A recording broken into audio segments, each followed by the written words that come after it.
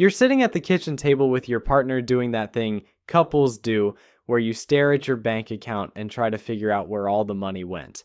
Between the two of you, you're pulling in $130,000 a year. That's more than your parents made combined, probably more than your grandparents could have imagined. You should be crushing it. Building wealth, taking vacations, feeling secure. Instead, you're stressed about whether you can afford new tires this month. You've got maybe 2 months of expenses saved up, and when the car needed an unexpected repair last week, it went on a credit card. Both of you work full-time, sometimes more. You're exhausted. You rarely see each other except for a few tired hours in the evening. And here's the really messed up part. You did everything right. You got the degrees, the careers, the house in a decent school district. You followed the script. So why does it feel like you're drowning? My name is Nick, and today we're running the actual numbers on why 2 incomes leave you broker than 1. The math is going to make you angry.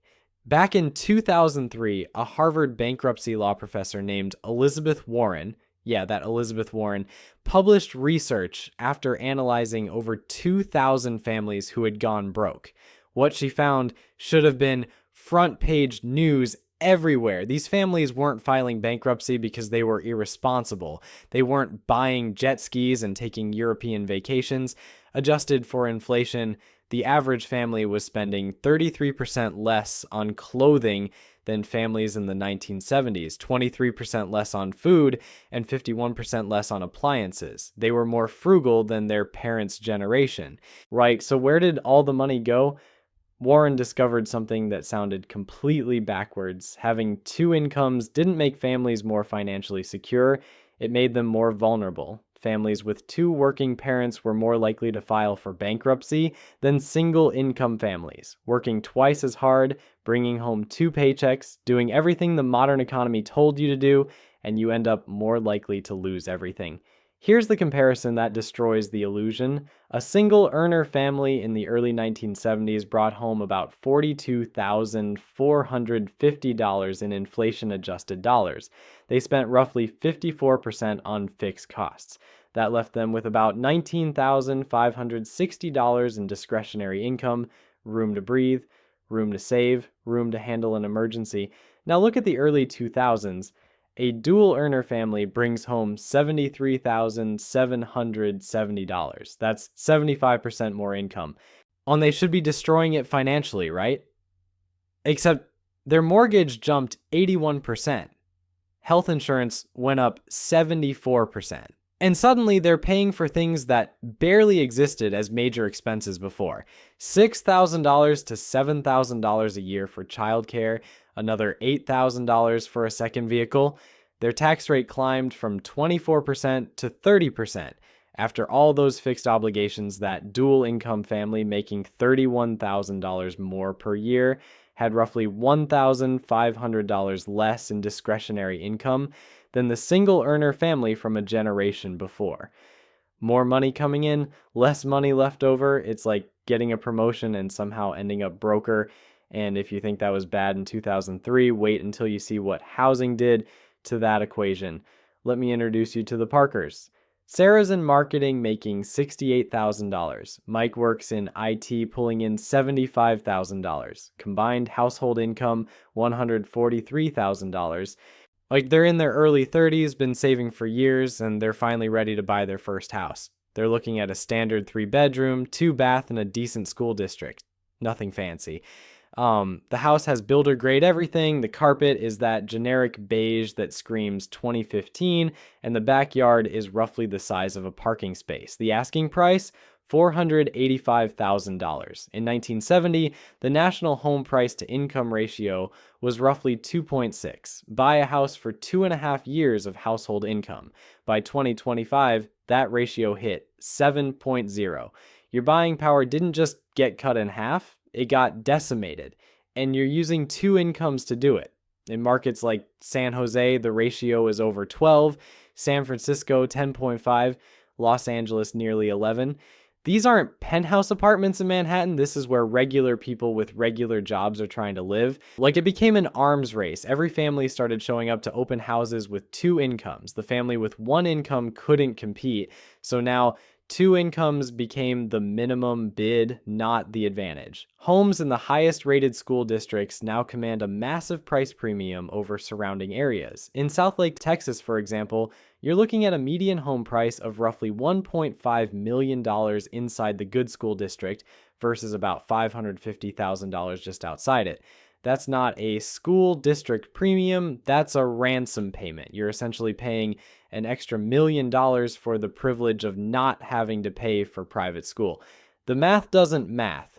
To afford a median priced home in 2025, you need a household income of roughly $112,000 to $141,000.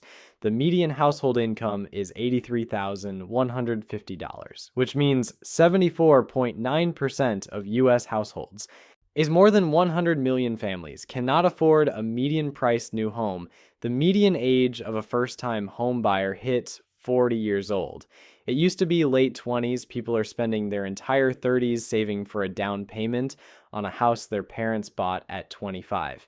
The Parkers eventually got their offer accepted. They put down 10%, which was $48,500 they scraped together over 6 years. Their mortgage payment is $3,180 a month. Add property taxes, insurance, and maintenance, and they're at about $4,200 monthly. That's 35% of their gross income going to housing. They tell themselves it's fine, it's temporary, they'll refinance when rates drop, they'll get raises, it'll get easier. Spoiler, it won't. But here's what nobody talks about. That $143,000 household income, it's not real. Let me show you where it actually goes. Our Sarah and Mike are about to find out what every dual income household discovers eventually. Fixed costs don't just add up, they multiply. Healthcare is where it starts. Their employer-sponsored family plan costs $26,993 per year in total premiums. Mike's company covers most of it, but they're still paying $570 a month out of pocket. Then there's the deductible, $3,000 per family. Then co-pays every time they actually use the insurance. Total annual healthcare spending, about $10,200. That's $850 a month before they've treated a single illness. Back in 1999, that total premium would have been about $5,791. It's nearly quintupled, while their salaries definitely haven't. And they're the lucky ones. They have employer coverage 3 consecutive years of 6% plus premium increases, and every HR email about benefits sounds like an apology letter. Then there's the stuff they don't warn you about. Property insurance jumped 8% this year, now running $292 a month. Auto insurance for 2 cars, $245 a month, up 46% since 2022. Car payments, because they both need reliable transportation to get to the jobs that pay for the cars, $680 a month combined. Gas, $320 a month. Groceries, because they're trying to eat relatively healthy and not die of processed food, $950 a month. Utilities, internet, phones, $380 a month.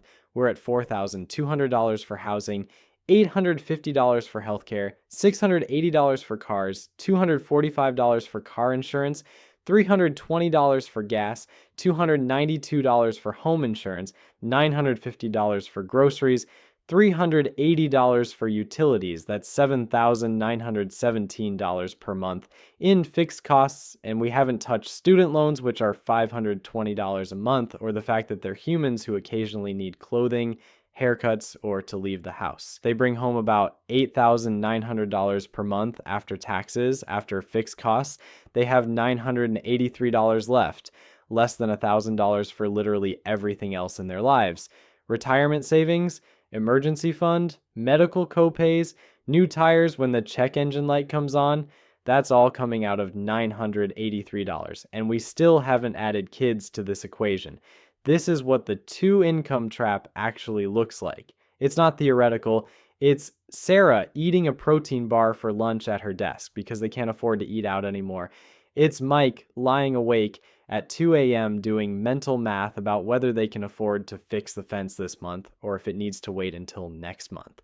It's both of them working full-time and somehow feeling broker than their parents did on one income. Here's the part that keeps me up at night, and it should keep you up too. Sarah and Mike have no backup plan. Both of them are already working, both incomes are already fully committed to keeping the lights on.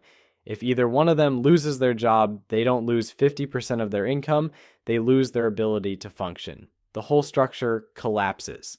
Back in the 1970s, when Sarah's mom was a stay-at-home parent, that arrangement functioned as financial insurance.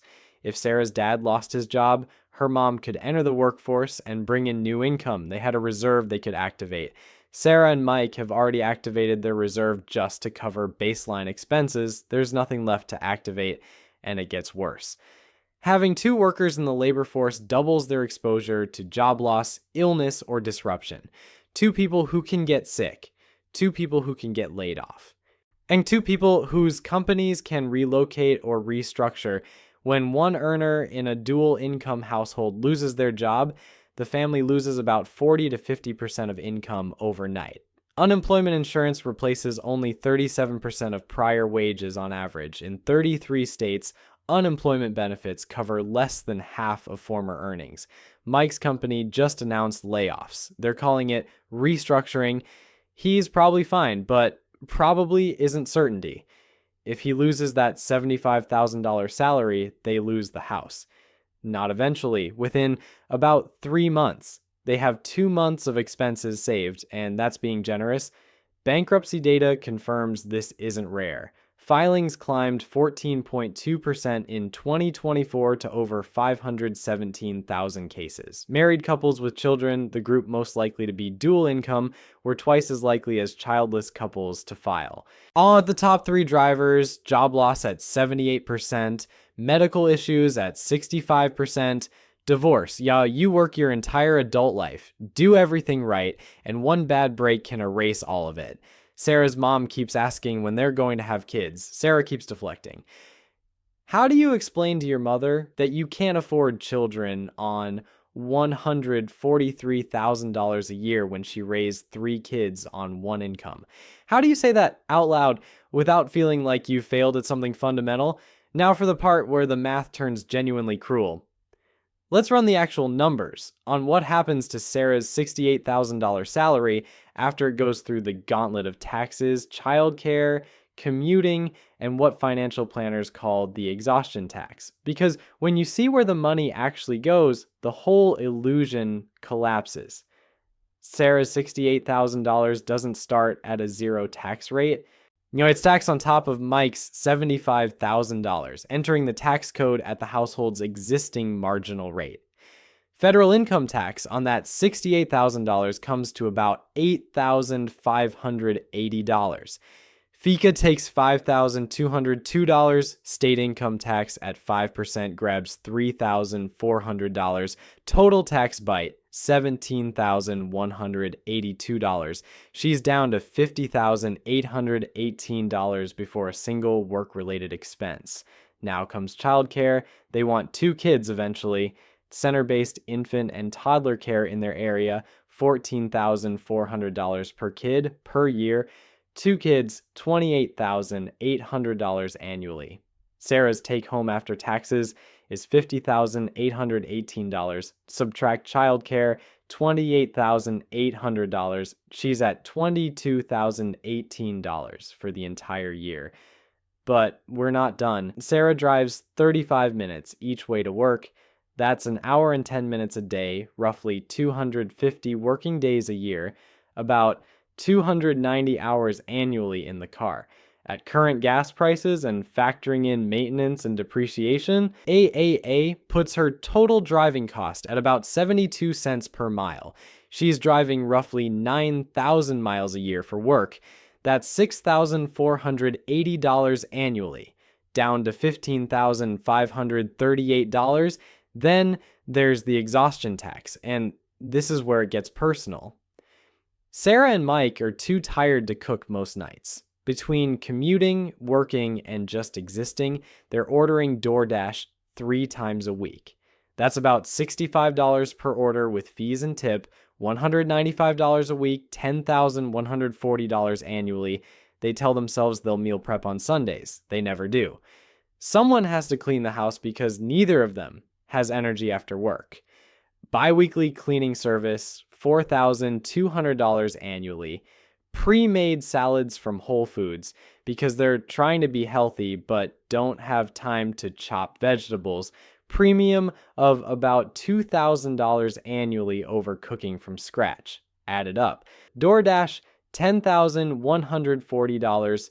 Cleaning service, $4,200. Convenience food premium, $2,000. That's $16,340 in exhaustion spending.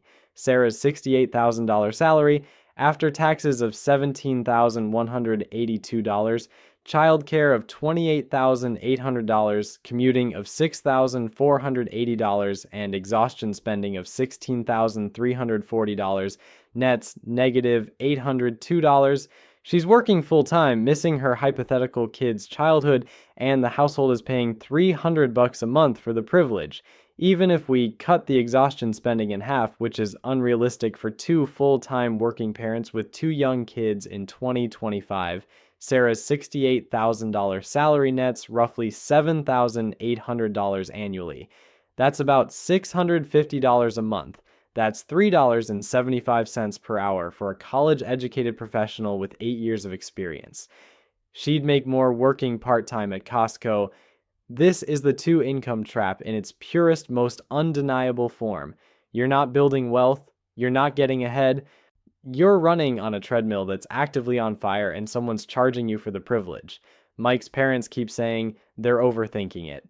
Just buy the house. Have the kids. It'll work out. It worked out for them, right? Except Mike's dad bought a house on one income while his mom stayed home with 3 kids. That world doesn't exist anymore. Or does it? Here's the counterintuitive truth that a growing number of people are figuring out. The way out requires doing something that feels insane, deliberately leaving money on the table. While everyone else is bidding both incomes to win the housing wars and the school district arms race, you refuse to play. Structure all your essential expenses around one income. Treat the second income as entirely disposable, directed toward savings, debt elimination, and investment. Charles, let me introduce you to the Chens. David makes $82,000 as an accountant. Jennifer makes $61,000 as a project manager. Combined income, $143,000, basically identical to Sarah and Mike. But the Chens made a different choice. They bought a $280,000 house in a solid but not prestigious school district. It's 25 minutes further from downtown. The schools are rated 7 out of 10 instead of 9 out of 10. Their mortgage payment is $1,850 instead of $3,180. They drive 2012 Hondas that they bought in cash. No car payments. Total monthly fixed costs structured around David's $82,000 income, $4,100. Jennifer's entire $61,000 salary after taxes is about $45,000 take home. It goes straight to savings and investments. They maxed out both Roth IRAs, that's $14,000. They're putting $15,000 into 401s. The remaining $16,000 builds their emergency fund and goes into a taxable brokerage account. They've been doing this for 6 years. They now have $340,000 in investments and a fully paid off house. If Jennifer loses her job tomorrow, they're fine. The house payment, food, utilities, everything essential is covered by David's income. If David loses his job, Jennifer's income covers everything while he finds something new. They have options. Sarah and Mike have obligations. The math is compelling. At a 50% savings rate, which is what a dual income household living on one paycheck effectively achieves, the standard retirement timeline compresses dramatically. A family spending $50,000 annually needs $1.25 million to reach financial independence. Saving $45,000 to $50,000 per year with normal market returns gets you there in 12 to 15 years. Not 40 years, not 30 years, 15 years. The practical strategies are straightforward. Automate the savings so the second income never hits your checking account. Use the 50-30-20 rule for raises, 50% to savings, 30% to lifestyle, 20% to taxes. This prevents lifestyle inflation from resetting your baseline every time you get a bump. Geographic arbitrage matters too. Remote work means you can earn San Francisco wages while living in Pittsburgh, where the price to income ratio is 3.2 instead of 12.2. But the core principle is simple. Never let your fixed costs require both paychecks. The moment you do, you've entered the trap. And getting out is exponentially harder than never getting in. The two income trap doesn't send you a warning letter. You won't wake up one day and realize you've been caught. It happens slowly. One reasonable decision at a time. You'll tour that house and think, we can make this work. Everyone else is doing it. You'll sign up for the daycare and think, it's temporary, just until they're in school. You'll finance the second car and think, we both need reliable transportation. You'll order DoorDash on a Wednesday night and think, we've had a long week, we deserve this. And 10 years later, you're Sarah and Mike, making $143,000, living paycheck to paycheck, wondering where it all went wrong, except nothing went wrong. The system worked exactly as designed. You played by the rules, did everything you were supposed to do, and the rules absorbed both your incomes before you could build anything that looked like wealth or security or options. The numbers are unambiguous, like a home price to income ratio that jumped from 2.0 to 7.0. Childcare that exceeds college tuition in 38 states. Healthcare premiums that quadrupled since 1999. A second income that can net as little as $3.77 per hour after all costs.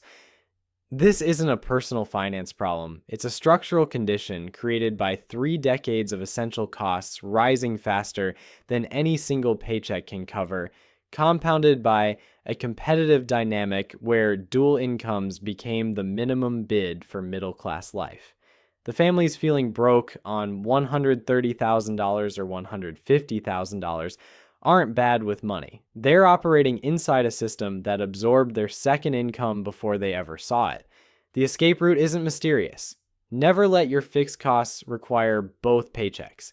Drive the older car, live in the smaller house, skip the prestigious school district, and bank the difference. Every dollar you don't lock into fixed costs is a dollar that buys you options, flexibility, resilience. The two income trap won't announce itself. You'll sign the mortgage, enroll the kids, finance the cars, and one day you'll be sitting at your kitchen table wondering why you feel broke despite doing everything right. The only way out is seeing the trap before you're in it. And now you've seen it,